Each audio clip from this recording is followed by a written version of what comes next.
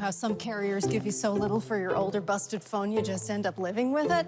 I don't think so. Verizon lets you trade in your broken phone for a shiny new one. You break it, we upgrade it. You dunk it, doggy bone it. Slam it, wham it, strawberry jam it, we upgrade it. Get a 5G phone on us with select plans. Every customer, current, new, or business. Because everyone deserves better. And with plans starting at just $35, better costs less than you think.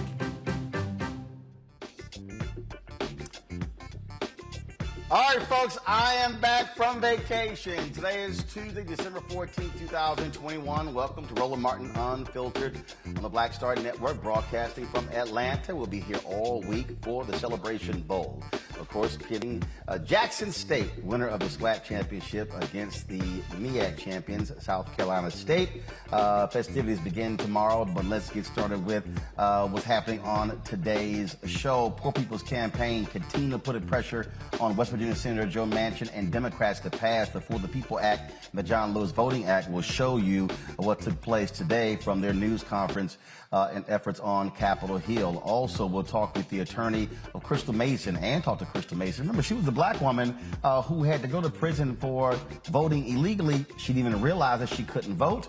Now they are trying to file an appeal to get that case thrown out based upon a new law. We'll talk with both of them. Also on today's show, we'll talk about what's happening in D.C. as young folks are on a hunger strike fighting for democracy. We'll talk with one of the organizers. Also on the show, we'll cover the District of Columbia going after the white supremacists, the Proud Boys, for their role on January 6th during the insurrection. Speaking of January 6th, Fox News, eerily quiet, y'all. Very quiet. After Congresswoman Liz Cheney revealed yesterday the number of Fox News personalities who sent text messages to White House Chief of Staff Mark Meadows imploring Donald Trump to do something about those white domestic terrorists who were storming the Capitol. They've said nothing in the more than 24 hours since she revealed those text messages. Also, the Treasury Department unveils a program where billions of dollars will go to minority communities. We'll tell you about that. In addition to that, Kimberly Potter, the former cop in Minneapolis, she wants a judge, not the jury, deciding her fate. No surprise there. And a Detroit artist literally showing how the opposition of critical race theory is whitewashing history. We'll talk with him. In our marketplace segment, sponsored by Verizon, store-bought candles were making her sick, so she started her business by making her own. We'll talk with the creator of Baubles and Beeswax. Plus, two crazy as white people stories.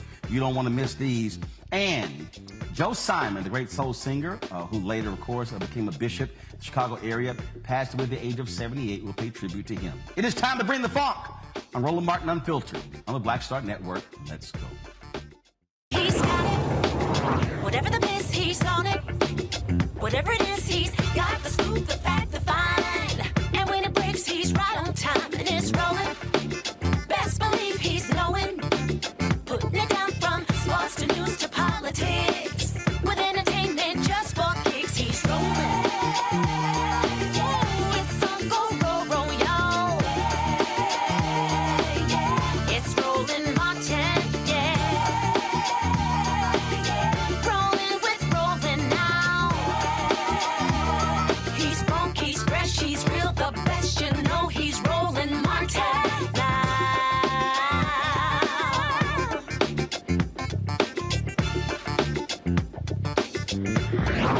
Martin.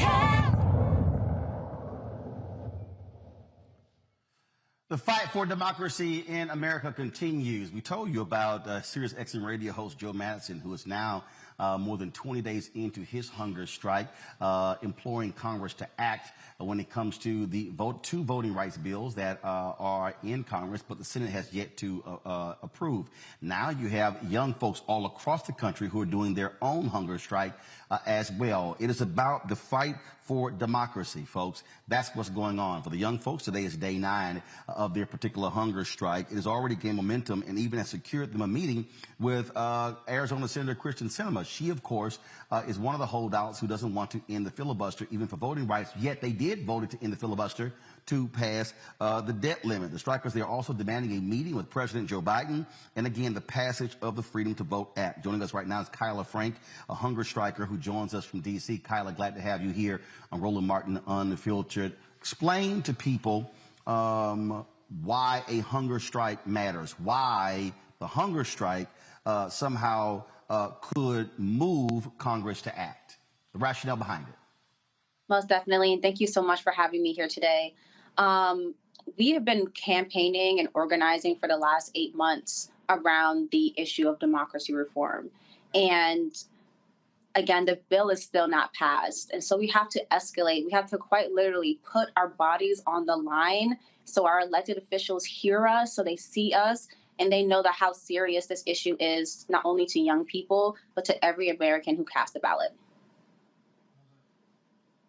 So y'all have been able to secure a meeting with Arizona Senator Kristen Sinema because she's been blowing off a whole lot of people.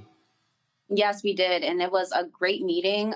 We definitely want to uplift Senator Sinema for not only voting yes on the Freedom to Vote Act and prioritizing this. However, there still needs to be a change within the Senate rules to allow movement on this bill so the filibuster does not stand in our way and become an obstacle. But what does she say? Because she supported ending the filibuster to pass the bill to increase the debt ceiling.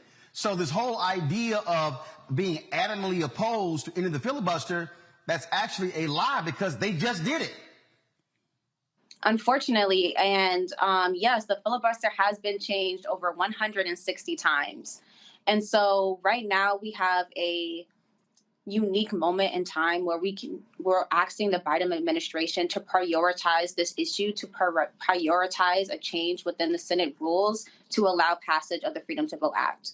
And so Senator Sinema has said that she wants to see this bill passed. She has voted yes several times on this bill. But again, we need to see more prioritization within the Biden administration to get this bill across the finish line. And so you had the meeting with Sinema. When did that take place? How long was the meeting? Yeah, so it was last week, Thursday, and it was 20 to 30 minutes. So now y'all want to meet with President Joe Biden. Have you heard from the White House if he will actually commit to that meeting? Unfortunately, no.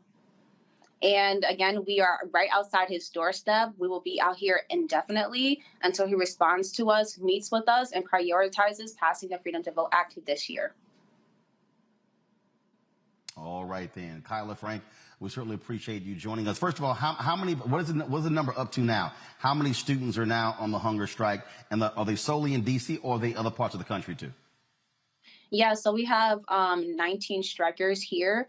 Again, many have suffered significant health issues because of the strike and had to unfortunately end their strike. But we do have national support from students across the country. I'm personally on day 9 of my hunger strike, and so are about 17 other students. All right, then. Well, Kyla Frank, good luck with the hunger strike. Certainly hope that President Joe Biden takes that meeting and the Senate will move. Again, they made exceptions before to the filibuster, and they just did it for the debt limit. Well, I think they could do it now as well. Most definitely, and thank you so much for your support. We need it. All right, thank you so very much. Folks, today in the nation's capital, the Poor People's Campaign, Reverend Dr. William Barber, Reverend Liz Theo Harris, they continue their action on Capitol Hill, trying to pressure West Virginia Senator Joe Manchin and other Democrats to move on these voting bills. They are making the point that democracy is indeed at stake. Here's some what was said today at today's news conference. Y'all let me know when you have that video ready so we can roll it. Yesterday they had a massive car rally that went from West Virginia to the nation's capital. And so that's what happened on yesterday. And again, like I say, they have been putting the pressure on them. Reverend Dr. Barber has made it clear he will continue the pressure. Now, what's also interesting, he spoke at a news conference today how they told Reverend Barber that if he got arrested, they would hold him in jail. Now, of course, D.C. jail has been having issues when it comes to coronavirus and with COVID. And remember, he also has an autoimmune deficiency, and plus, he's also first has health issues. And so that's what you're seeing, where they're trying to, in essence, target him and separate him from the other protesters. Yesterday, they have 33 impacted people from 33 states across the country who spoke at the rally. And again, they were putting pressure on them again today. And what we're seeing, folks, we're seeing the ramping up of that. And he and others have been saying, where are the other civil rights organizations? Of course, Black Voters Matter, they've been out there. Some other groups have been out there, Barbara Arnwine, the Transformative Justice Coalition. But you have not seen mass protests being led by the NAACP, by the National Urban League, and others. They have joined some others as well, but you have not actually seen that. Here's some of what Reverend Barber had to say today. Go to my iPad, folks. You'll be able to actually see the video. Go ahead and play it.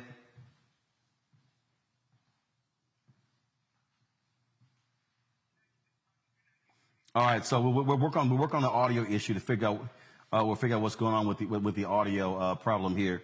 And so let me know, folks, when we have that video ready there. Let me bring in my panel. I want to bring them in right now. Xavier Pope, host of Suit Up News, owner of the Pope Law Firm. Mustafa Santiago Ali, PhD, former senior advisor for the Environmental Justice EPA, and also Matt Manning, who also joined us, an attorney as well. And so we're going to play some of the video from that. I want to start with you, Xavier, because here's what's going on. Look, the clock is ticking. It is December 14th.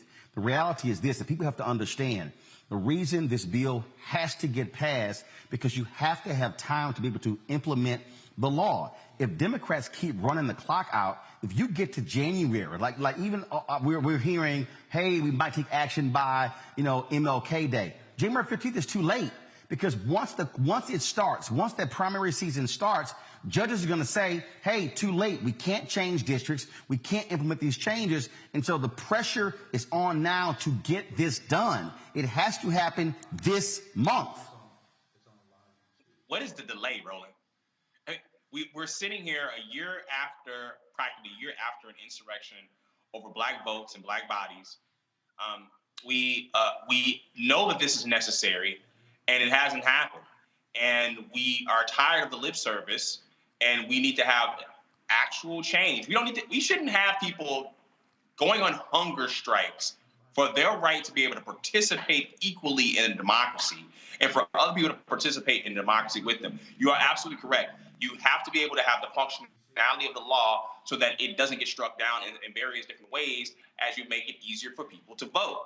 This is something that's fundamental to being a citizen of this country, and it shouldn't be impeded by races in various jurisdictions that have been very swift across this country to make sure that the rights of African Americans to vote are being impeded at the ballot box. 10,000 West Virginians wrote letters to Senator Joe Manchin, and Mustafa, he hasn't responded to them at all. Now, he keeps saying, West Virginians, I'm representing them, but it's amazing how many West Virginians are saying, yeah, but you're not responding to us. But he is responding to the corporate interests who are funneling money to his campaign coffers. Yeah, Senator Manchin is so disconnected from everyday folks back in West Virginia. And many people know that I grew up in two places, in West Virginia and in Michigan.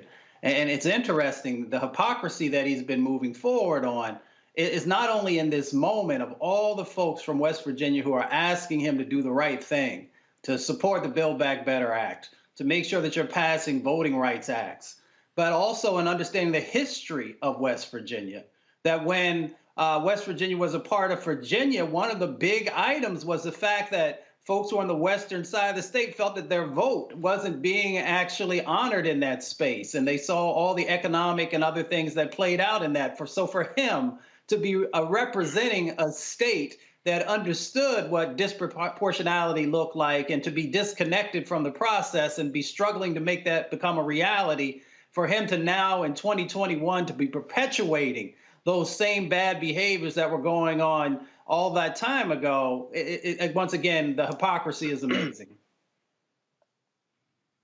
Here's some of what Reverend Dr. Barber had to say at today's news conference. That's taking place all over this country. And we have to call it as it is. As it is. We have to say, just like Jesus, what the scriptures say. Woe unto you. Senator Manchin hides from his own people. When he met with us, it's true, but he didn't like when West Virginians challenged him. He didn't like that it was a diverse group, black and white. Yes, sir. And he lied then. He said, "Oh no, I'm gonna do all right with living wages. I have a plan." Mm-hmm. That's what he said. Were y'all in the meeting? Yep. That's what he said. I got a plan. I want to start at 11. But he never has a plan after he lies to his people and then meets with his corporate funders. That's exactly right. He hides behind the COVID because he knows we can't get in the building. Come on, Doc. He hides on his yacht. He hides in his Maserati. Mm-hmm. And as a bishop in the church, he hides behind his faith. That's right. Claims he's Catholic, but none of his positions are in line with Catholic social teaching. His positions are out of line with Catholic social justice teaching, out of line with a serious biblical critique. Y'all gonna ask Liz about that. She's the best biblical exegetical person I know. His positions are out of line with the Constitution.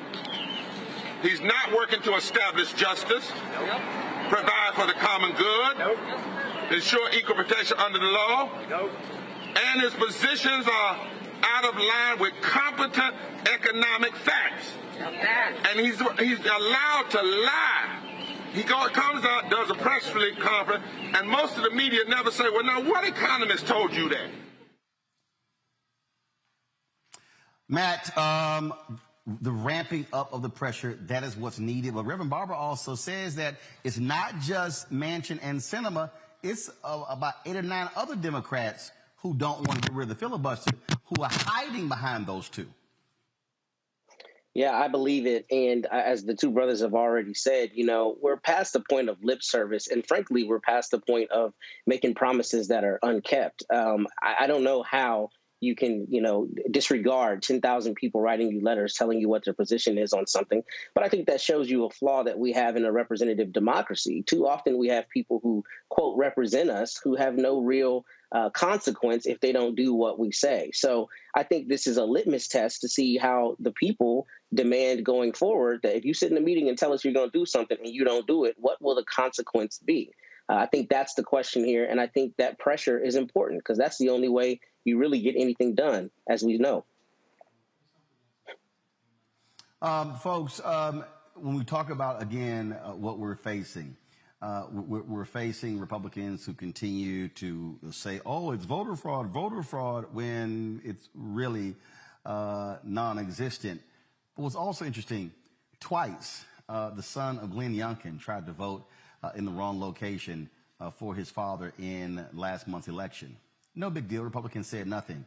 Yet they went after Crystal Mason, a sister who thought she could vote, who voted, made a simple mistake, violated her parole. She went to prison. They're trying to put her back in prison. They are fighting right now the state of Texas. They're spending vast amounts of money to keep her in, to try to throw her back in jail To prove what point? She joins us right now along with her attorney, Kim Cole. Glad to have both of you on the show. Kim, what is the latest legal maneuver that y'all are involved in to try to end this case? That's big. First of all, explain to our audience, y'all been on before, how long has this been going on? This has been going on, Roland, since she voted in the 2016 election. So she was arrested in 2017. She voted 5 years ago. Yes. 5 years ago. Yeah. Okay. Yes. And so she had to go. So she had to go back to prison, correct? She had to go back to federal prison, yes, to serve 10 months because they violated her federal supervised release based upon the charge of her voting in the Texas election. So they violated her federal supervised release, and the federal court sentenced her to 10 years in prison. And then the state court obviously sentenced her for 5 years. So federal 10, state now. So is she battling both? Are y'all battling state and federal, or right now you just battling the state? So she has fully discharged her federal sentence.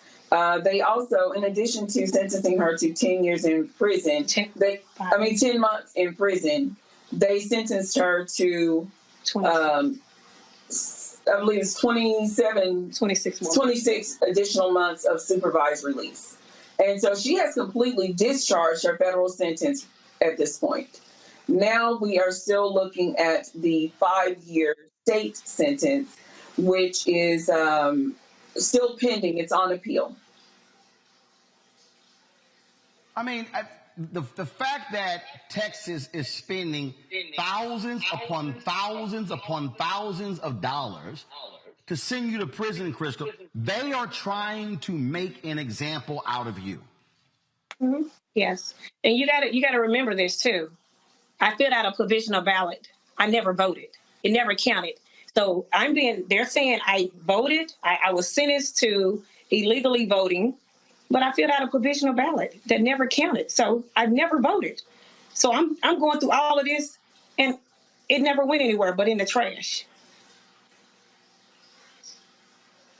I mean, this is unbelievable. So, Kim, explain the latest legal maneuver y'all are involved in. So, Bill 1 here in Texas had a lot of nasty provisions that were geared toward suppressing voting.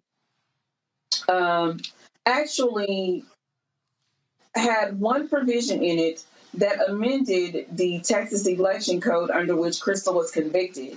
And that code, even though it already stated that the individual had to know that they were not eligible to vote, it was amended to make it even more clear. They added knowingly in there, where now it says, originally it says that a person committed the offense when they voted in or attempted to vote in an election for which the person knows that they are not eligible. Obviously, the original scripts required knowledge of ineligibility. So now it states that a person commits the offense when they knowingly or willingly votes or attempts to vote in an election for which they know that they are not eligible to vote. So we put no in there several times this time to make it very clear that the person has to know. And that's the issue with this entire case, Roland. The state never proved that Crystal knew that she couldn't vote. Their own witnesses stated that her supervised release officer from the Federal Bureau of Prisons stated that they never told Crystal she could not vote. The state elections officials testified on the stand. These are state's witnesses now. The state election of the Tarrant County election officials testified on the stand that they mailed letters to her stating that she was not eligible to vote to her home address while she was in federal prison, which means she never got the notice. So Crystal had no clue that she could not vote. She would not have voted. She had just recently discharged a federal sentence. She wasn't trying to go back to jail. She had a good job. She was in school. She had her family, had everything lined up and was working and just living her life and just went to fulfill her civic duty. She had no idea she was not eligible to vote. It has to be maddening for you, Crystal, that here you are 5 years after you filled out a provisional ballot and you're still dealing with this. It's 5 years. I mean, literally. You've had now two presidential elections, one in 16 and one in 20. It's overwhelming. It's overwhelming on looking at the people that truly voted, truly committed voter fraud to get probation, to get a fine, a ticket. And these people went and voted in somebody else's name. So that's forgery and other charges. And yet they get misdemeanors and get a ticket and a slap on the wrist. It's saddened on looking at what happened January the 6th and looking at all these people that went out to commit a crime. Intentions where you see to commit a crime, and yet I'm looking at people getting sentenced as 6 months. And if anybody know anything about the federal system, anything up under a year a day, you don't go to prison. You can do all that at the house, on home confinement, or at a halfway house. You'll never see prison. Anything up under a year and a day. And this is not fair at all. It certainly is not. Kim, y'all have been battling this. Hopefully, a sensible judge will say, end this. This is just utterly ridiculous. Texas is wasting valuable resources pursuing this case and just makes no sense whatsoever. And so we appreciate the fight. Keep us abreast of what happens next in this strange, long, and utterly ridiculous case. Thank you for having us, Roland. All right. All right, folks, got to go to break. We come back. We're going to talk more about the fight for voting rights on Capitol Hill. Who's talking, who is not. We'll also cover some other news of the day.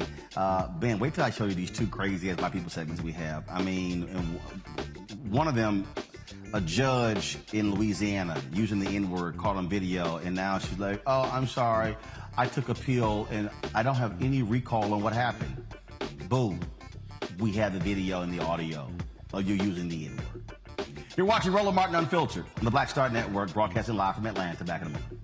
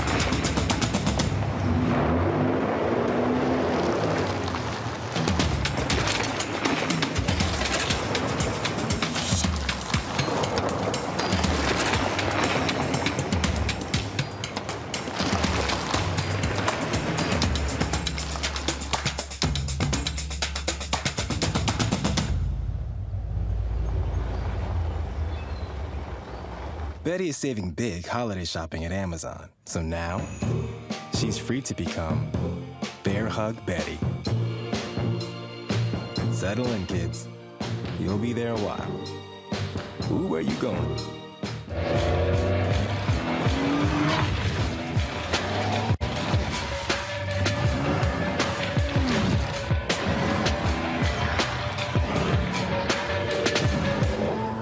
Hi, I'm LD Barge. Hey, yo, Peace World, what's going on? It's the Love King of R&B, Raheem Devon, and you're watching Roland Martin Unfiltered.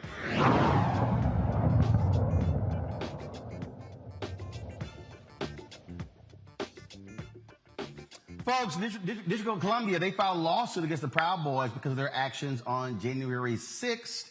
Here is Attorney General Carl Racine making the announcement today. Specifically, we're bringing this lawsuit pursuant to local and federal laws, including the Ku Klux Klan Act of 1871, a Reconstruction-era federal law designed to protect our country against violent conspiracies, protect our citizens against violent conspiracies, like the attack that took place on January 6. In the complaint, which has been filed and is public, we specifically allege that these vigilantes, insurrectionists, and masters of a lawless mob conspired against the District of Columbia, its law enforcement officers and residents by planning, promoting, and participating in the violent attack on the United States Capitol. We further allege the named defendants caused substantial and provable damage to the District of Columbia, and in particular to our courageous law enforcement officers who risked their lives, and some even died, to defend the Capitol, the District, and our country's freedoms. As the Independent Attorney General, I have the responsibility to enforce our laws and hold these violent defendants accountable because they cause actual physical and financial harm to our city, its employees, and our residents. Now, the suit names several specific individuals accused of plotting the riot, outlines the events leading up to the riot, and accuses the groups of using the election results to recruit new members and using coordinated violence to intimidate the public and government. Now, if y'all want to really get a kick out of this here, yesterday, Congresswoman Liz Cheney, one of two Republicans who's on the January 6th Special Select Committee, she read aloud some of the text messages that were turned over to the committee from former White House Chief of Staff Mark Meadows, which came from a number of Fox News celebrities. Folks, it was riveting testimony. Oh, by the way, none of the conservative networks, Fox News, One American News, and Newsmax carried yesterday's hearing. I wonder why. Could it be because what the Fox News folks were saying privately in text messages, they've been saying something totally different publicly? This is yesterday. Watch this. These text messages leave no doubt the White House knew exactly what was happening here at the Capitol. Members of Congress, the press, and others wrote to Mark Meadows as the attack was underway. One text Mr. Meadows received said, quote, "We are under siege here at the Capitol." Another, quote, "They have breached the Capitol." In a third, Mark, "Protesters are literally storming the Capitol, breaking windows on doors, rushing in. Is Trump going to say something?" A fourth, "There's an armed standoff at the House chamber door." And another from someone inside the Capitol, "We are all helpless." Dozens of texts, including from Trump administration officials, urged immediate action by the president. Quote, "POTUS has to come out firmly and tell the protesters to dissipate. Someone is going to get killed." In another, Mark, "He needs to stop this now." A third, in all caps, "Tell them to go home." A fourth, and I quote, "POTUS needs to calm this shit down." Indeed, according to the records, multiple Fox News hosts knew the president needed to act immediately. They texted Mr. Meadows, and he has turned over those texts. Quote, "Mark, the president needs to tell people in the Capitol to go home. This is hurting all of us. He is destroying his legacy," Laura Ingraham wrote. "Please get him on TV. Destroying everything you have accomplished," Brian Kilmeade texted. Quote, "Can he make a statement? Ask people to leave the Capitol," Sean Hannity urged. As the violence continued, one of the president's sons texted Mr. Meadows, quote, "He's got to condemn this shit ASAP. The Capitol Police tweet is not enough," Donald Trump Jr. texted. Meadows responded, Quote, I'm pushing it hard. I agree. Still, President Trump did not immediately act. Donald Trump Jr. texted again and again, urging action by the president. Quote, we need an Oval Office address. He has to lead now. It has gone too far and gotten out of hand, end quote. But hours passed without necessary action by the president. These non-privileged texts are further evidence of President Trump's supreme dereliction of duty during those 187 minutes. And Mr. Meadows' testimony will bear on another key question before this committee. Did Donald Trump, through action or inaction, corruptly seek to obstruct or impede Congress's official proceedings to count electoral votes? Mark Meadows' testimony is necessary to inform our legislative judgments. Yet he has refused to give any testimony at all, even regarding non-privileged topics. He is in contempt of Congress. All right, folks, now if y'all want a really good laugh, I told y'all. So Brian Kilmeade of Fox and Friends was one of the people who texted him. No mention today at all about these text messages. None. In fact, y'all going to get a real kick out of this one here. None of the Fox News people. It was as if the story just didn't even exist today. That shows you how fraudulent these folks are. I'm going to play this for the panel. I'm going to come back to you. And so the Washington Post put this together where they juxtapose text messages and what Fox personalities were actually saying on the air. It's amazing what they said privately, different from what they said publicly. Watch this. Quote, Mark, the president needs to tell people in the Capitol to go home. This is hurting all of us. He is destroying his legacy, Laura Ingraham wrote. The Capitol was under siege by people who can only be described as antithetical to the MAGA movement. Now, there were likely not all Trump supporters, and there are some reports that Antifa sympathizers may have been sprinkled throughout the crowd. Please get him on TV. Destroying everything you have accomplished, Brian Kilmeade texted. About how I feel about the whole thing, I just thought the tone, the attitude of defiance played out in the Capitol. The lack of security stunned me. I do not know Trump supporters that have ever demonstrated violence that I know of in a big situation. Quote, can he make a statement? Ask people to leave the Capitol, Sean Hannity urged. They knew there were hundreds of thousands of people that came to town. We also knew that there's always bad actors that will infiltrate large crowds.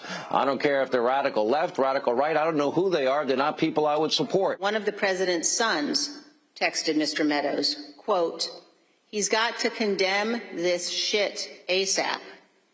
The Capitol Police tweet is not enough, Donald Trump Jr. texted. Donald Trump Jr. texted again and again, urging action by the president. Quote, we need an Oval Office address. He has to lead now. It has gone too far and gotten out of hand. End quote. If you were to take his speech and compare it to literally any stump speech, you would see absolutely no deviation. But again, because the Democrats have the media in their pocket, carrying whatever message, they can go on with impeachment part 2. Wow. Mustafa, Fox News is a joke of a news channel.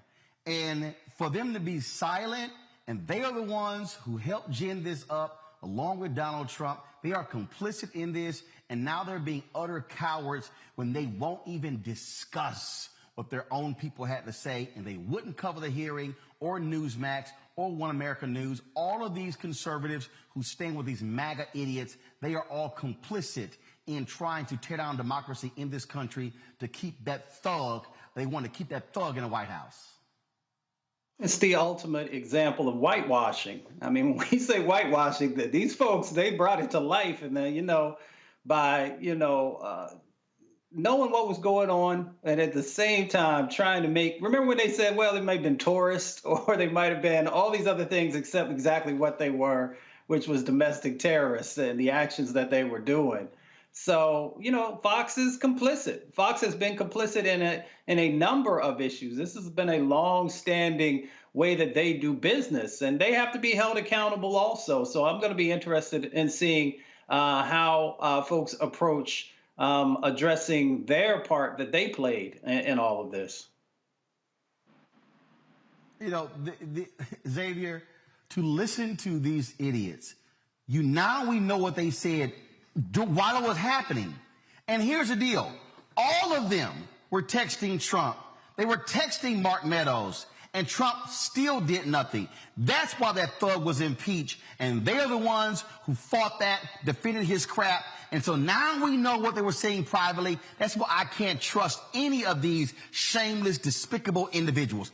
I can't trust none of them. I don't want to hear any MAGA supporter, any Trump person saying anything, because I've heard all this crap. Oh, yeah, they were just taking a walk through the Capitol. It was like a regular tour. I'm like, what the hell are you talking about? We all know what we saw, Roland. First and foremost, Elon Musk was the Time Person of the Year. Should have been Eugene Goodman, the African-American Capitol Police officer that kept from more damage being done to American lawmakers. So that's number one. Number two, we saw in the clip that you played, Donald Trump Jr. saying that the Democrats in the pockets of media, well, that's what Fox News is doing right now, refusing to cover a major political event that is going on that covers an insurrection of the country. Fox News hosts, if you support Fox News right now, you are un-American. You are supporting a network that actively spews propaganda that basically radicalized millions, tens of millions of Americans, so much so that they went to the Capitol. You brought up the Proud Boys suit. Okay, and they definitely should have gone after the Proud Boys before they sent money to Kyle Rittenhouse's defense. And also, on top of that, you have a situation where this is ongoing right now. And that's it. We had the last segment on voting rights. We're still having the impact right now as we're continuing to go on and to be able to protect our democracy. And if Fox News audience, which is the largest cable news network in terms of the viewers, if they don't see it, it doesn't happen for them. And so they are doing a disservice to the country in terms of informing their audience as in terms of what is happening in the country, definitely in terms of domestic terrorism. And look at Clarence Thomas's wife, basically putting money behind buses and getting money behind those that came to the Capitol. There's so much more to be uncovered, but we see that these are hypocrites, liars, un-American people that they should be shamed at every outpost. And Matt, here's the funny part. So now John Eastman is suing Verizon, saying they can't release his personal phone record to the select committee. Here's the deal. If you did nothing wrong, you have no problem at all with your records being released. This is why Kevin McCarthy was fighting Democrats who wanted the phone records of members of Congress. There are Republicans, sitting Republicans in the House right now who are complicit, who were involved in January 6th insurrection. We know it. We know what they were doing. We know exactly what happened. And you know what? This select committee, as far as I'm concerned, is too damn quiet. There should be public hearings every single day. Put it in the open. Put pressure on them. Okay, they're going to vote to hold Mark Meadows in contempt. No, damn that. Start arresting people. Get serious. There are people who should be going to jail. The Department of Justice is moving way too damn slow. This happened on January 6th. This is now December 14th. I'm like, what the hell is taking so long? You know, Roland, if you, me, Mustafa, and Xavier did this, we would already be in custody and we'd already have had an arraignment and be looking at trial dates. I mean, the reality of this is there's two different justice systems in America, and when it's wealthy white people who are involved, they get a different pass. I mean, the reality is these people were texting Mark Meadows because they knew that what we're seeing is a once-in-a-lifetime assault on democracy, really at this level of demonstrability that we'll probably never see again.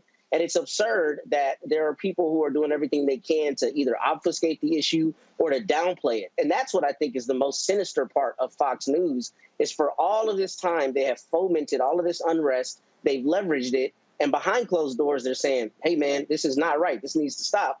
But on the air, they're still trying to leverage the divisibility between, Democrats and Republicans, or the left and the right. So I don't know how it's defensible at all that nobody's in custody. And I think you're 100% right. If it was one of us on this panel, we would already be in custody. It would be no question. And they would be parading our black faces all over every news network to show how they got those domestic terrorists. The fact that it's not happening to them is because they're white and wealthy, period. Absolutely, folks. Gentlemen, got to go to a break. We come back. Our Black and Missing. We'll also talk about how former Minneapolis cop Kim Potter does not want a jury determining her fate. We'll explain next on Roland Martin Unfiltered, right here on the Black Star Network.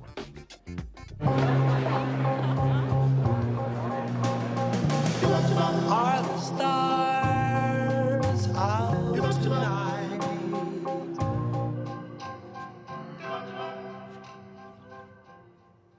Alexa, play our favorite song again. Okay.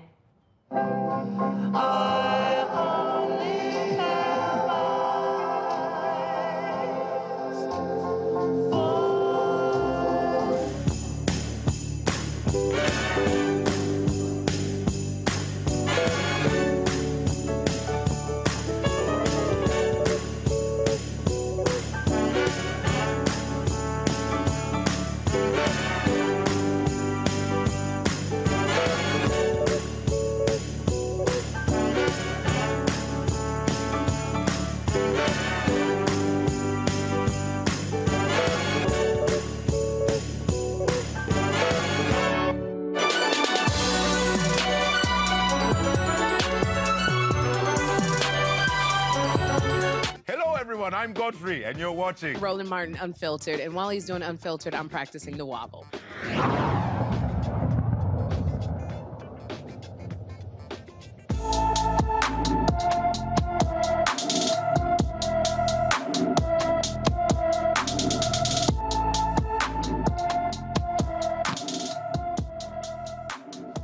Taylor Young was last known to be driving his 2019 silver Honda Civic in Houston, Texas on December 9th of this year. The 25-year-old is 5 feet 11 inches tall, weighing 160 pounds, with black hair and brown eyes. He was last seen wearing a blue Billionaire Boys Club sweatshirt with gray sweatpants. Young has 2 tattoos on his right leg, the Tasmanian Devil on the front and a fleur-de-lis with a snake on the back. Anyone with information about Young's 2019 silver Honda Civic with a Texas license plate MDC 9337 or know about his whereabouts should call the Houston Police Department Missing Persons Unit at 832-394-1840, 832-394-1840.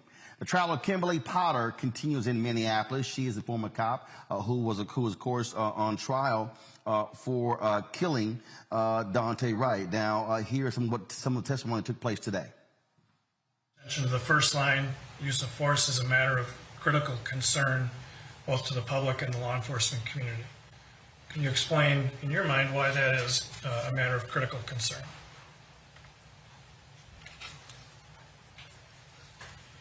Not many jobs or professions or careers are you authorized and mandated in times to use force. It's a significant reach of the government. And so that's what's critical about it, right? I mean, use of force is significant, and it's going to play into any kind of ongoing relationship between the police or the government and the community and society. This, I think, just tries to signal how critical it can be. The next paragraph talks about officers having an understanding and appreciation for their authority and limitations. Is that true? Yes. Why? We are, peace officers are in a unique role. We've got a unique set of responsibilities, tasks, mandates, and I want our officers to always be aware of that special position, that special job that they have. And when you were watching the video, were you able to discern where she was wearing her taser at that time? I was. And I think the two slices of video or attempts at a closer up view of that, correct? Yes. But from watching the video, were you able to determine where she was wearing her taser? Yes. And where was she wearing it? On her left, it was on the left side of her duty belt.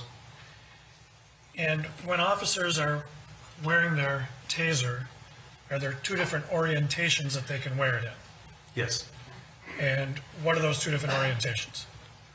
I'm going to call them a cross draw and a reaction hand draw. Okay. And what's the difference? And if it would help to demonstrate to the jurors, if you want to stand up and just show them, you can do that if you want. The way I have mine oriented is for a cross draw. So I'm right-handed, right hand dominant. I carry my handgun on my right side, carry my taser on my reaction side. So this holster is set up so that I would cross draw using my dominant hand to draw across my body. When I refer to a reaction hand draw, the taser would be oriented so the handle's aft, not forward, and you would use your reaction hand to draw the taser that way. So it basically which way the handle is pointed, whether it's going to be forward or aft. And Exhibit 382, can you tell which orientation Ms. Potter is wearing her taser? Reaction hand draw, yes. Brooklyn Center Police Commander Gary Fleslin testified that Kim Potter should have been familiar with the policies even as they evolved during her 26-year career. She repeatedly signed documents acknowledging the rules. Now, Potter claimed that she mistakenly grabbed her Glock when she reached for her taser, which led to Dante Wright's death. Now, check this out. Potter's attorney told the judge that she does not want the jury to decide whether she should be subjected to a longer than the typical sentence if convicted of manslaughter. Really, Matt? That doesn't surprise me, Roland. Having done a lot of criminal defense, I might do the same thing in this case. And the reason is because when you have a jury, a lot of times jurors don't have a frame of reference for what a case is, quote, worth. So a jury's not going to know that this is the common case where a person would get 10 years or 12 years or whatever the number may be. So I understand the logic behind her attorney saying we want to go to the judge because the judge will have a frame of reference and hopefully the judge will not be swayed improperly by all the political pressure and the societal pressure surrounding this case. So strategically, I understand that. I don't understand it, though, from the standpoint of kind of to your point earlier. If you know you weren't doing anything wrong, why would you be worried about the 12 citizens who hold your fate in their hands determining the appropriate sentence for you? I mean, that kind of bodes to you know you did something wrong. But as to the legal strategy, that actually makes sense to me in this case. But also what you have here is, Xavier, you got these cops who expect judges to be more lenient. Remember, you get the several officers who were involved in the Freddie Gray situation who chose the judge to determine their fate, and they all got off. Yeah, Roland, usually when you have police officers that use the judge instead of a jury, they want to be able to make a calculated decision to choose one person they feel like that's on their side in the criminal justice system. That's first and foremost. The second thing is what does it say when we have our police officers who believe that judges are going to be lenient towards them and be on their side as opposed to interpreting the law, as opposed to the communities that they're supposed to serve? It says a lot about what police officers view themselves in position to what their relationship to the people in our society and the communities they're supposed to be serving. Mustafa. Everybody has to be judged equally, whether you're a police officer or you're somebody who's working in another occupation. If I go out and I kill somebody with my car, there are repercussions for the actions that I did or did not do. If I'm an airplane pilot and I cause a crash and people lose their life based upon me making the wrong decisions, there are repercussions for that. It's the same thing for police officers. If they make a mistake, then they also have to deal with the consequences of the situation. So, if we want to make sure that justice is fair and equitable, then we got to also make sure that on the other side of the equation, when somebody is possibly guilty of something, that they actually have to go through the same process. All right, folks, hold tight 1 second. Got to go to break. We come back. We'll tell you about the latest in the Jelani Day case. The brother was found, brother in Illinois was found dead in the river. And also, remember the former NFL player who shot and killed several people in South Carolina? Brother had CTE. We'll tell you those details as well. Plus, we'll talk with the artist who dealt with the issue of critical race theory. Isn't it interesting how that's no longer a thing now the election is over? It's as if it just magically disappeared. Because it was never a thing. You're watching Roland Martin Unfiltered right here on the Black Star Network.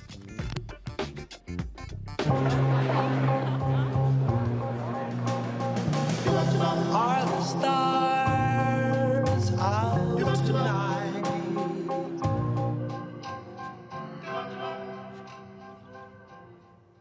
Alexa, play our favorite song again. Okay.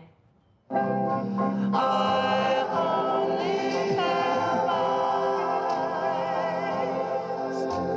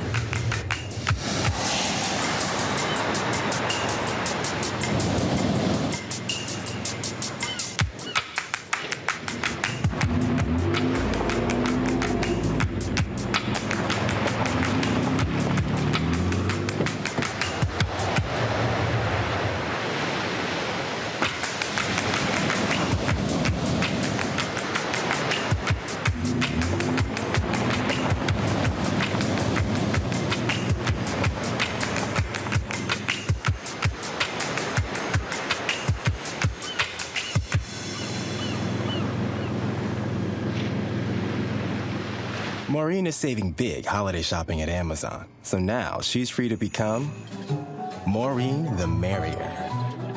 Food is her love language, and she really loves her grandson. Like, really loves. Hey, I'm Cupid, the maker of the Cupid Shuffle and the Wham Dance. What's going on? This is Tobias Trevelyan. And if you're ready, you are listening to and you are watching Roland Martin Unfiltered.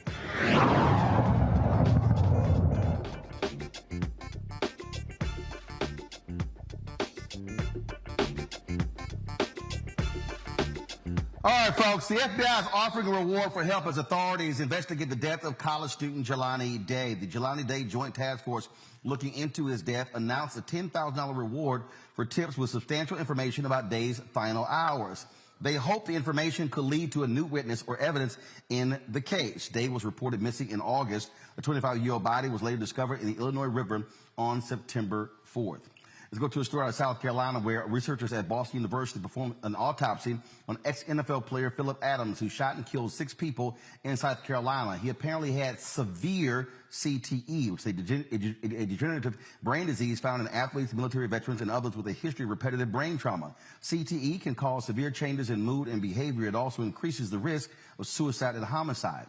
Adams played football for 20 years, spent 6 years in the NFL, and suffered many injuries during his career. In April, he shot a doctor and his wife, their 2 grandchildren, and 2 HVAC workers. Dr. Ann McKee, a neuropathologist who studied Adams' brain, said Adams had stage 2 CTE, and his case was more severe than other cases she has seen for patients in his age range.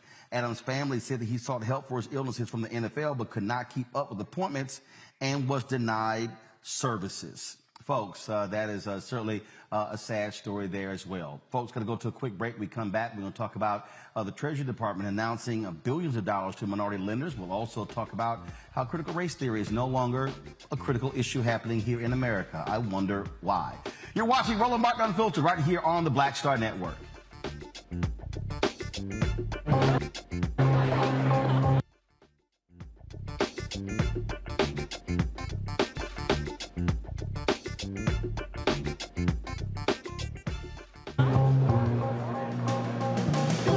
Are the stars out tonight?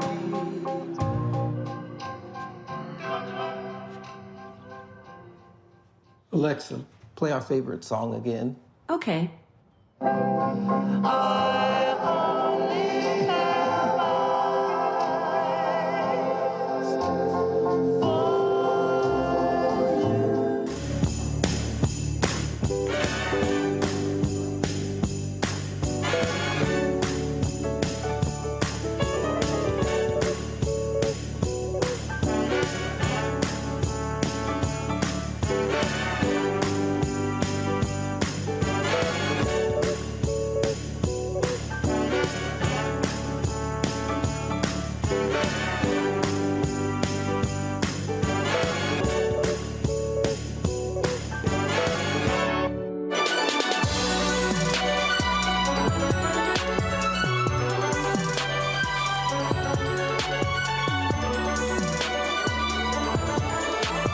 I'm Chrisette Michelle. Hi, I'm Chaley Rose, and you're watching Roland Martin Unfiltered.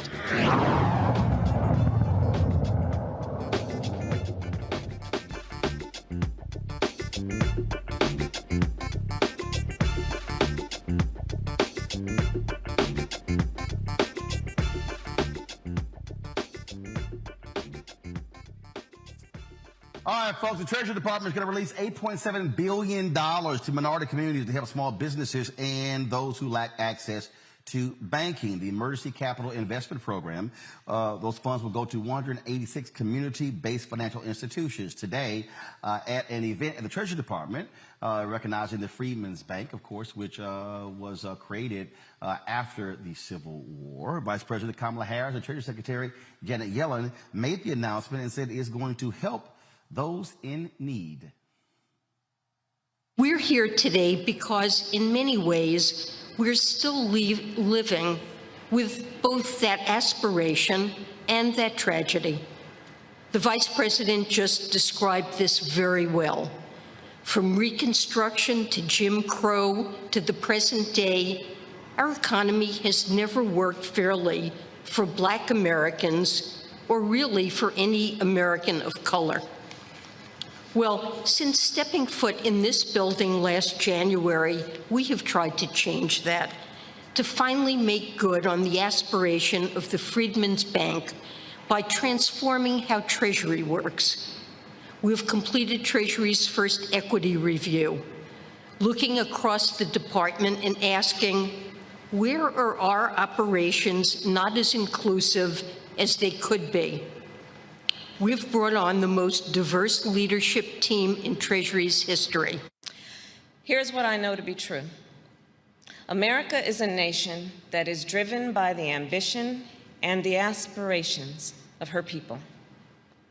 But I also know that in America today, deep racial disparities continue to hold people back from achieving all they can. Today, the wealth gap persists. Today, the homeownership gap persists. Today, access to capital is unequal. As one example, Black entrepreneurs are 3 times more likely to report that a lack of access to capital negatively affects their profit margins. I believe that the actions we are taking and must take to address these disparities will define our nation's strength and economic strength in the 21st century. Black Americans make up 13.4% of American population, yet hold 43% of household wealth, and half of a Black American's household wealth is in the form of pension entitlements. Mustafa, this is one of those things that somebody who's, of course, watching may say, oh, okay, what's the big deal? $8.3 billion to these institutions, but these institutions are largely the ones that serve Black and other people of color when it comes to providing loans and things along those lines. That is significant. Yeah, it helps us to begin the long journey of addressing the wealth gap that still exists in our country that the Vice President was talking about, that Secretary Yellen was talking about. It also helps us to begin to better position ourselves also, depending on how quickly these resources begin to move, with hundreds of billions of dollars that's going to come out of these infrastructure bills. We've got the bipartisan that's passed, and now hopefully the Build Back Better will. So our communities need to be able to have our businesses having a stronger position, and also to be able to support new entrepreneurs in this space. So that means that you have to have access to capital to be able to build the capacity that's necessary inside of your business to be able to compete for the contracts and the subcontracts and a number of other aspects that will be a part of those resources that will flow, along with even those who are not interested in those dollars being able to have the capital that's necessary to compete in what we now know is a global economy. So this is a step in the right direction. I'll be interested in seeing the time frames that this actually makes it out the door, which will be critical also in helping people to position themselves properly. Matt, again, this is one of those things that people have to understand when we talk about businesses. If you're unable to get venture capital, look, the ability to be able to go get a loan from one of these institutions, it matters. And so for those who say, oh, this is not enough, well, you got to start somewhere. And hey, let's start at nearly $9 billion. I think it's a great step forward, and it is a great start. But I am concerned, or at least intrigued, as to why only 3.1 billion of those dollars are going to minority-controlled organizations. It stands to reason to me the biggest showing of true investment would be to give all of that money, or at least the lion's share, to those 186 banks and credit unions. So I don't know all of the minutia on it, but that makes me question as to the other $5.2 billion, who's controlling that, and why isn't it all being given to those organizations? Because, Matt, it's capacity. I mean, no, seriously, it's capacity. And the bottom line is this here. It's sort of like if you look at a story that was recently done in Politico, you look at the number of black banks you used to have in Chicago, but you don't have any, they're gone. And so part of the problem is, how do you still reach the customers? And so that's like saying, hey, let's give more of the money to HBCUs. But if you got more black students who are attending PWIs, well, then what about those students as well? It comes down to capacity. And so that's part of the problem here, which is why which is the point that I keep making over and over and over again, Xavier, we have to be building capacity. The problem that we have in Black America, our institutions are too small. They are unable to handle those large dollars because they are small. People keep saying, let's have more black businesses. No, we need more black businesses that are bigger, that have capacity. Yeah, I think that's a great point, Roland. We need to have media conglomerates. We need to have large institutional banks. We need to have large construction companies. We need to have large development companies, large financial and investment companies. We need to have large companies that are able to put infrastructure. Talk about the infrastructure bill. We have that in place. That has to happen for dollars to flow, but they don't flow if they don't have any undergirding or any economies of scale to be able to do that. And so that's necessary. We have to build those institutions, and I think that's a definite target of where we should go in the future. But I do caution where we have access to capital when we have the same token, this administration saying that they're going to continue on with student loan repayment when African Americans are twice as more likely to default on student loans and likely to delay buying a home and to delay maybe investing in a business because they're having trouble with student loan debt as well. So look at the other side of the coin as well in terms of building wealth. We have to be able to build wealth on all channels, build bigger businesses, and also be able to support people in terms of their building their financial portfolio so they can invest and get access to capital to build a small business as well. Absolutely. And, somebody asked the question, well, that's great. Well, how do you build capacity? Well, one of the things you got to build capacity is we got to have mergers and acquisitions. We got to stop having so many small black-owned businesses. For the life of me, I don't understand. I was at an awards event in Houston, and where they were handing out awards. It was a Black Chamber of Commerce event, and they honored 3 black PR firms. Okay, that's fine. That's great. That's wonderful. My issue I have with that is, Okay, versus having 3 small black PR firms, how about those 3 PR firms merge to form one large black PR firm? Now you're not paying 3 different office bills, 3 different light bills, 3 different, back-end services, and now you can actually go after larger clients. That's how you build capacity. And so that's one of the things. We've got a lot of folks who are living in silos, and that's part of our problem, is that we have a lot of small businesses. 95% of all black businesses in America, 95% are doing less than $5 million in revenue. And even that number is really not right, because if you look at prior to COVID, 2.6 million black-owned businesses in America, 2.5 million had 1 employee. Of those 2.6 million black-owned businesses, they were doing average revenue of $54,000. I'm sorry, y'all. Those are not black-owned businesses. They're not. It's capacity. We got to be able to, where we have, and remember, in the United States, they classify small businesses as having 500 employees or less. 2.5 out of the 2.6 million black-owned businesses, 1 employee. They're sole proprietors. That, folks, is not going to cut it. That's why these resources matter. All right, got to go to a break. We come back. We're going to talk critical race theory. What happened to that? I thought that was like the next to the democracy, most important issue in America. It's just disappeared. An artist next will talk about his viral painting that has a lot of people talking about this very issue. We'll just talk with him next on Roland Martin Unfiltered on the Black Star Network.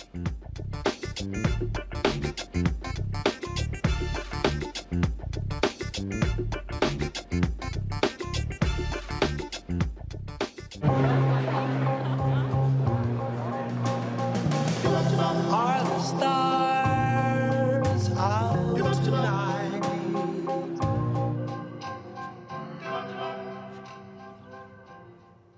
Alexa, play our favorite song again. Okay. I only have eyes for you.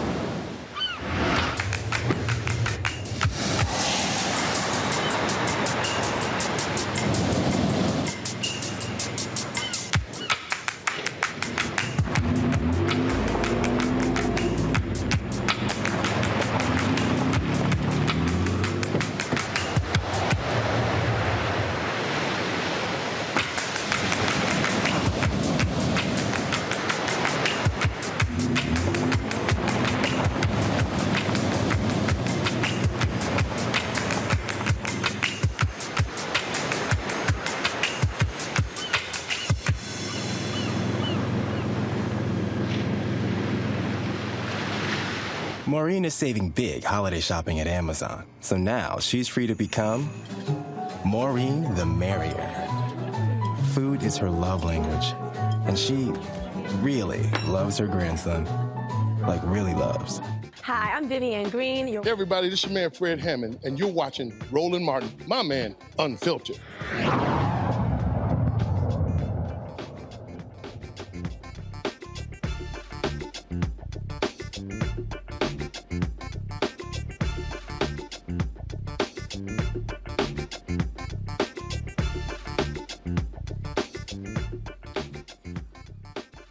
An artist from Detroit has gone viral with this painting, which deals with critical race theory. Check this out. Joining us now to discuss his work is Jonathan Harris. Jonathan, glad to have you on the show. All of a sudden, first of all, critical race theory was all the rage in July, August, September, October. I told everybody what the white folks are doing, these conservative white folks. They had to gin up something to get white people upset and angry, and they did. And all of a sudden, they're showing up at school board meetings and all this sort of stuff, and now it's as if it's no longer a thing.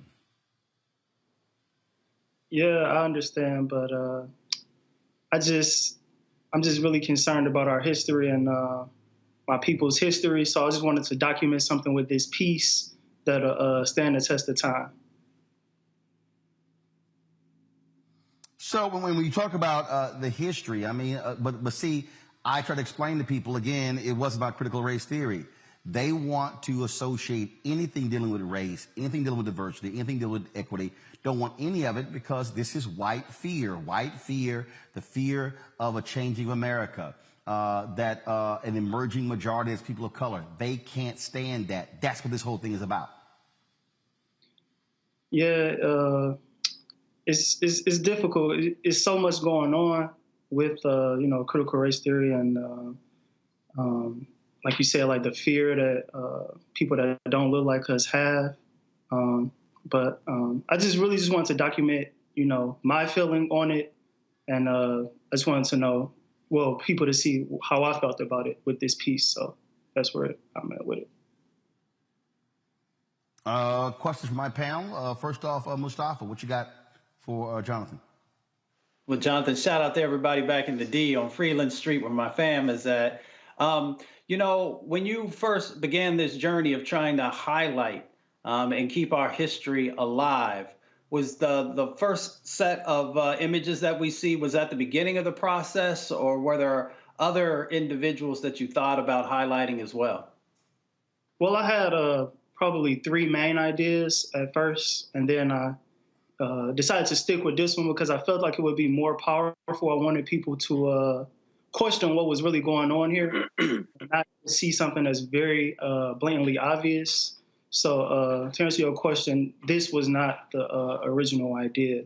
But when I was working on this one, I knew that I only wanted it to be about three key figures from our history that people that don't look like me know who they are, and it wouldn't really be no question about who they are and why they're being covered up. It had to be answered. Matt? I'm sure, Jonathan, let me first say, man, it's a brilliant piece, and I appreciate you documenting our history the way you have.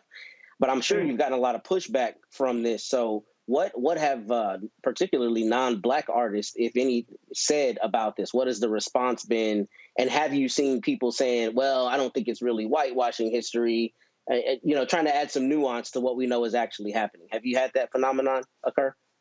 Yeah, when I originally had found out that it had went viral, as people say, somebody had told me they had put something in me to start going down a rabbit hole. And when I did that on Twitter, I found a lot of other outlets, like, Republican outlets that had picked it up. And the threads, they were just so long, I had began to read. And it was kind of disturbing, but that's part of the problem. This has to be talked about. We can't move forward to the future if we can rectify the past. And America's history, it was not a Disney movie, and they trying to make it like it's a Disney movie. It's not. If it was M. Night Shyamalan, it has to be M. Night Shyamalan. Xavier. Jonathan, a great piece. Traditionally in our hip hop culture, graffiti art has been sprayed on various walls of various subways and various places all around urban communities. Did you think about how, when to cover up our art and our expression, there's usually either whitewashing it down or wiping it down, the attempt to basically cover up the expression of our culture, the expression of our being, our soul, our movement, all of those different things as you thought about inspiration for the piece? Yes. So the white on the piece, it actually symbolizes all of the history that we don't know that's been covered up. And I just believe that changing the history to what they would like to change it to, that's like a beast that's never full. Once we give them something, they'll keep coming back and wanting more and more and more. And eventually, it'll get to the point where they'll question teaching Martin Luther King, Harriet Tubman, and Malcolm X. And I don't want that, and I'm doing everything to stop that with my ability. Thank you. We have a children's I take it that you got a lot of response from folks. Are people trying to get you to make copies of this? And people are asking, where can they actually get this piece? Yes. Well, the piece has sold the first day of my last show. I did have a limited edition prints online, 250 of them signed and numbered. Those actually sold out today in about 2 days. And I won't be making another one. I want this one to stand alone and stand the test of time. So it's a one of one.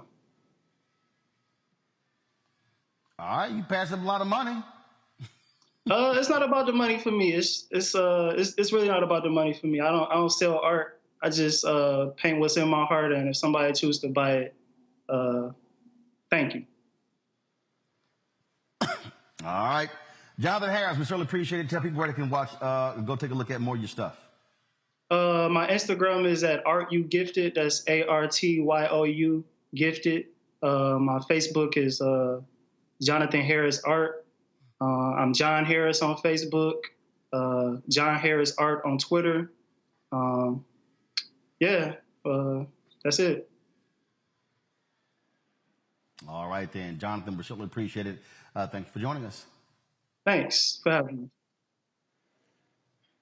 All right, folks, let's pay some bills when we come back. Our marketplace segment where we focus on Black-owned businesses. That's right. That's how we do it here on Roland Martin Unfiltered every single Tuesday with the marketplace, brought to you by Verizon. If you want to support what we do, download the Black Star Network app. Our goal is to get 50,000 downloads by December 31st.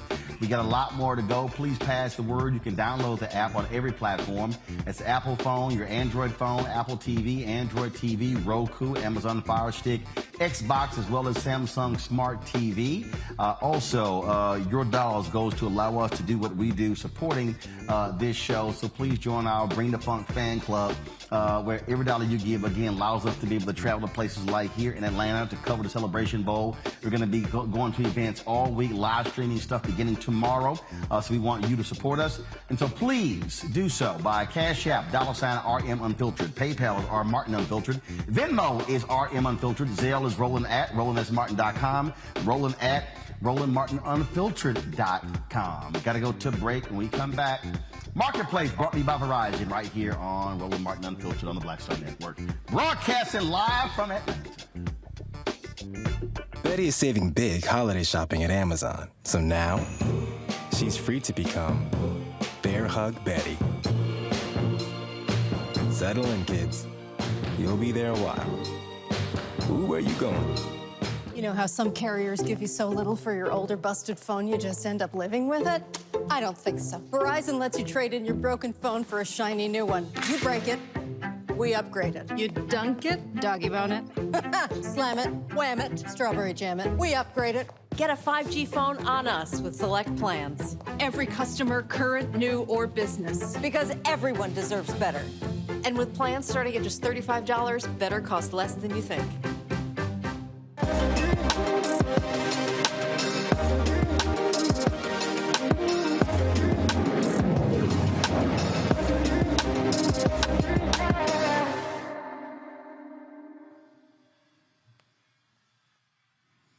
All right, folks. As I said, every single Tuesday, we focus on Marketplace. Today, we're talking with a candle maker.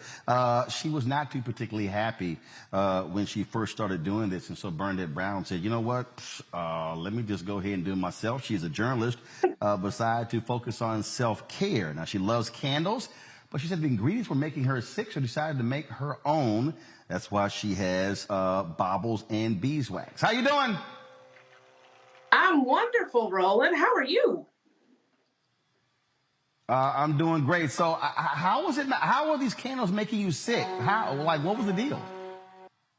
So, when I first started, I love candles, but every time I would burn a candle, it gave me a headache. I was talking to a friend of mine who's a holistic health coach, and she said it's likely because of the paraffin wax and the phthalates that are in the fragrances that are in manufactured candles. And so I said, well, maybe I should just try to make them myself. Can't be that too, hard of a process, which I learned it actually is a very hard process. I started making them on my own and fell in love with it. And so did my friends and family, and a business was born. And it was great to actually create something. I deal in facts every day as a journalist. And so getting to use my creativity was wonderful. That led into soaps and skincare and all types of other products. Now, right, you're in Mableton, Georgia, and so you go from candles to skincare products. And so how has the business taken off? Business has been great. We took a little break during the pandemic, as a lot of businesses did. We regrouped a little bit, relaunched, and we've been doing wonderful. Getting, reviews back from our customers that they love their products, that they feel comforted and soothed and nourished. That is the goal.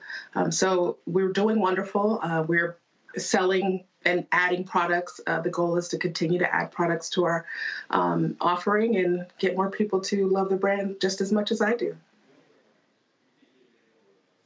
Wow. Now, first of all, where can people get your candles and skincare products? So right now we offer our products online. You can go to baublesandbeeswax.com. You can also shop through our Instagram, Baubles and Beeswax, on Facebook as well.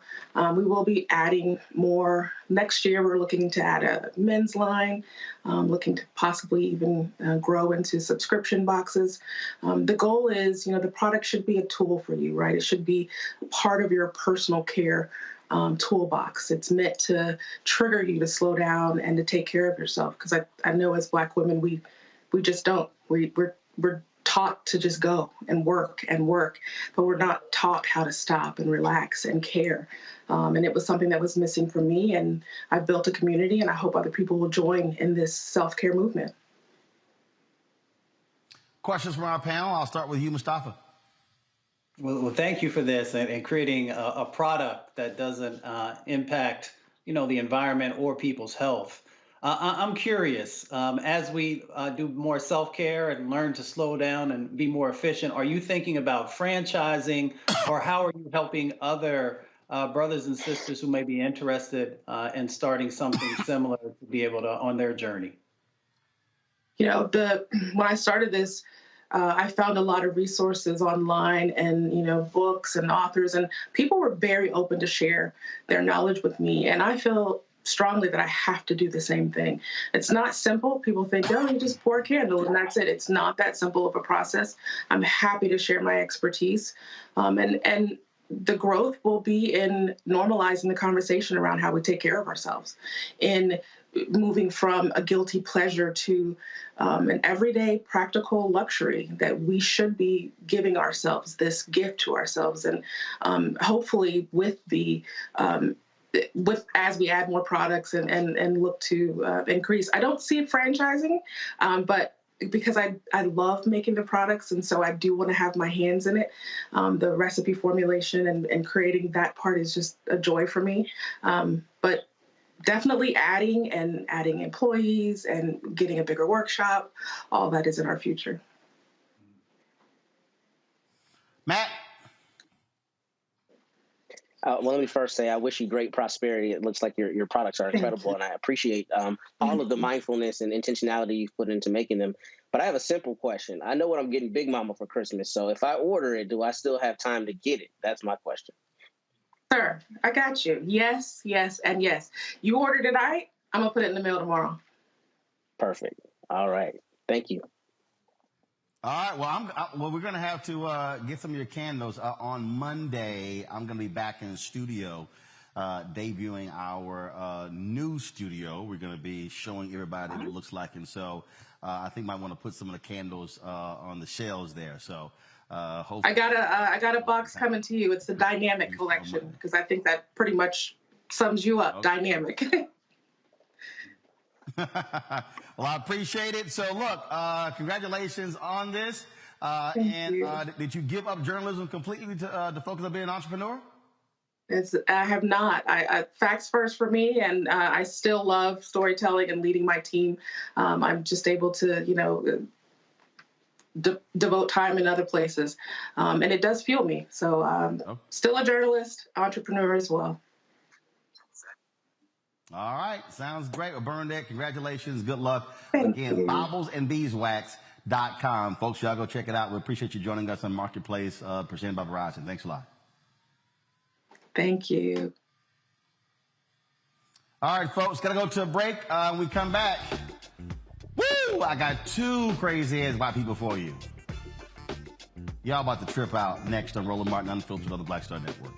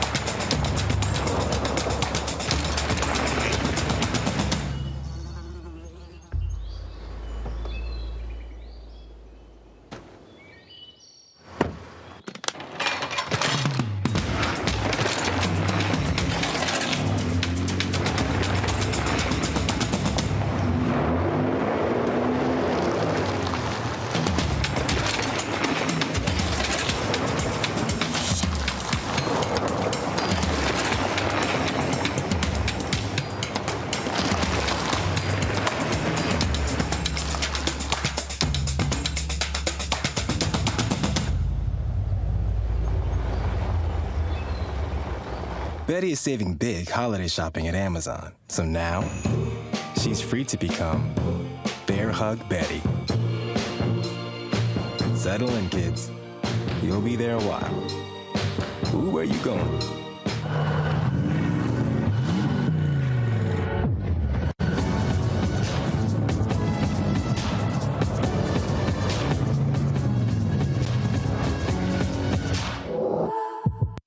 Yo, it's your man Dion Cole from Blackish, and you're watching Roland Martin Unfiltered. Stay woke.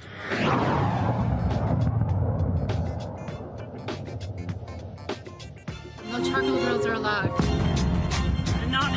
I'm white. I got you, Carl. Illegally selling water without a permit On my property. Whoa! Hey! You don't live here. I'm uncomfortable. This is quite the interesting story here. All right. A Louisiana judge is saying, I don't remember this happening. I said the N-word? Yeah, you did. Watch and listen.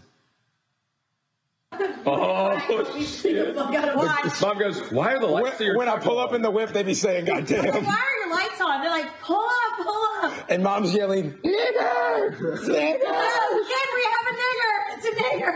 Like a roach. Look, that's me. No, that's I came from the backside. Look, he trips over the He trips twice. He trips twice. I was the only one running. That's me. Kenny was standing. I'm the one that took him down. Kenny's just standing there. He lied. That was his wallet. Yeah. That's my phone where it fell out. Look, Mom. The dude had a phone on him. We should have taken his phone and stolen from him, that fucking asshole. And now I'm going to grab a gun. Go get the gun. It's important. Very important. As me and Austin maintain control of the situation. The great thing is we've got video. We've got fuck. Look, they're with the car. Wait, look. There's Rebel. Here comes There's Rebel. Want to play fetch? Rebel is supposed to like this. Okay, y'all. Now you're hearing her talk, right? You're hearing her talk. Okay, so check this out. This is what she told K. What's the station right here? It's KLFY. Y'all gonna love this one. My children and I were the victim of an armed burglary at our home. The police were called and the assailant was arrested. The incident shook me to my core, and my mental state was fragile. That's what she said, y'all. She said, I was a wreck and I am still unable to sleep. Now, after the video came out, this is what she said, quote, I was given a sedative at the time of the video. I have zero recollection of the video, and the disturbing language used during it.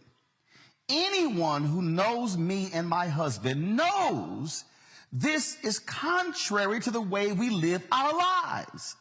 I am deeply sorry and ask for your forgiveness and understanding as my family and I deal with the emotional aftermath of this armed burglary. Okay, I'm going to play for y'all again the video of Michelle and her family. Y'all, the video is recorded in real time as it's happening. Roll it. Oh, shit. Mom goes, why are the lights When I pull up in the whip, they be saying, God damn. Why are your lights on? They're like, pull up, pull up. And Mom's yelling, nigger! Nigger! No, kid, we have a nigger. It's a nigger. Like a roach. Look, that's me. No, that's I came from the backside. Look, he trips over the He trips twice. He trips twice. I was the only one running. That's me. Kenny was standing. I'm the one that took him down. Kenny's just standing there. He lied. That Austin's wallet. Yeah. That's my phone where it fell out. Look, Mom. The dude had a phone on him. You should have taken his phone and stolen from him, that fucking asshole. And now I'm going to grab a gun. Go and get the gun. It's important. Very important. As me and Austin maintain control of the situation. The bad thing is we've got video, we've got fuck. Look, they're with the car. Wait, look, there's And Rebel. look, here comes There's Rebel. Rebel. Want to play fetch? Rebel just went with my sister's Mustafa, sounds to me like, boy, that sounds very traumatic. Judge Michelle Odenette was very clear in how she felt about the situation, no slurring of the words, very articulate in the things that she wanted to share. So I don't believe that there were any tranquilizers or anything else that was would have made her slur her speech. So she knew what she was doing. And she does not deserve to hold the office that she has because there's no way that she can be impartial. And I would have great pause if I was an attorney representing someone or a client who had to go in front of her as a man of color. So she got to go. Quite interesting, Matt, just how traumatic and difficult this was for her family, as they were in shock. They're yucking it up. Absolutely. There's no sedative involved here. And I'm surprised that the judge even made a statement, because she made it worse for herself, because she's obviously being dishonest about what we see clearly in the video. The Judiciary Commission of Louisiana hopefully has gotten a complaint about this and will be making a public statement in whatever it decides to do with the disposition of said complaint. Because as Mustafa said, I would file a motion to recuse on every single case in front of her. Her impartiality is questioned now, and there's no way a black litigant or a black attorney or any black person who sets foot in her courtroom can have any assurance whatsoever she's going to do her job. She has to go, and I would hope that the Judiciary Commission makes that possible. Absolutely. So that's amazing how the sedative made me do it. All right, folks, we're going to close the show out, unfortunately, with some sad news. Soul singer Joe Simon, of course, who had 3 #1 hits back in the day, passed away last night at the age of 85. We found out because his daughter, Denise, sent me a DM on Instagram because I would often play his music, especially the choking kind. And she said that she always enjoyed me playing her father's music, and she wanted me to know personally that he passed away. It was 9 years ago. He had a quadruple bypass. And of course, after his, but he survived that. After his career, he focused on Bishop Joe Simon Ministries in the Chicago area. And of course, he won the Grammy in 1970 for Best Male R&B Performance. And then, of course, he had the song, #3 hit, Drowning in the Sea of Love, The Power of Love, the hit single, and again, The Choking Kind. So condolences go out to the family of Joe Simon, who passed away at the age of 85. Folks, that is it for us here from Atlanta. Let me thank Matt Mustafa and Xavier for joining us on today's panel. Tomorrow we got a great treat. We're going to be from the world of Coca-Cola here in Atlanta. The Celebration Bowl, which pits the MEAC and SWAC champions, South Carolina State versus Jackson State. It's going to be taking place on Saturday. We, of course, are partnering with Coca-Cola. We're going to begin we're going to be live tomorrow from 6 to 10 p.m. That's right, 4 hours tomorrow. Both teams will be arriving. Our cameras will be there to capture them. Some great things happening. Delta, normally these teams travel to the game by bus, but Delta wanted them to travel like other teams, and so Delta dispatched charter planes to pick up both teams. They're flying them in to Atlanta. They'll land at 4 p.m. Our cameras will be there to capture that, and then, of course, they'll be coming to downtown Atlanta. We'll be there as well. So a lot of things happening there. They're going to have chefs there. Celebrity chefs are going to be on site. Different teams tasting the various Coke products from around the world. Will be there talking with many of the dignitaries from Coca-Cola, from the teams, university officials, coaches, you name it.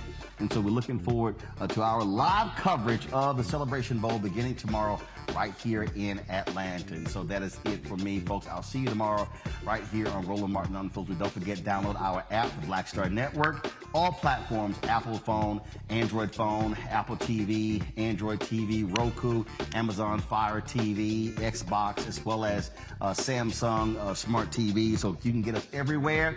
Again, we want to get to 50,000 downloads, y'all. Pass the word. Send it out to all of your social media platforms to download the Black Star Network, curated by Roland S. Martin. Of course, we launched Rolling with Roland. A new episode of Rolling with Roland is going to be airing on Monday. My man, Richard Lawson. Y'all don't want to miss this episode where he talks about when he was in that plane crash, where he almost lost his life at LaGuardia, folks. And it's an amazing story how he did not listen to his inner voice. And so we'll talk to him. That's Rolling with Roland. That drops on Black Star Network on Monday.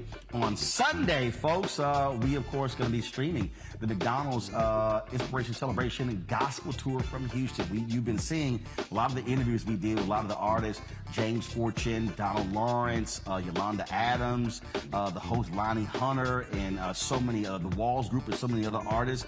Well, we're going to actually stream for you 3 p.m. Eastern that concert on Sunday. So a lot of things happening, y'all, right here on Roland Martin Unfiltered and the Black Star Network. Please support what we do. Black owned, Black controlled. We don't ask anybody for what we do. That's why we cover the news. We cover our culture. We cover entertainment.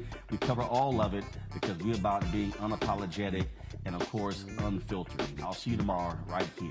Y'all take care. Holla!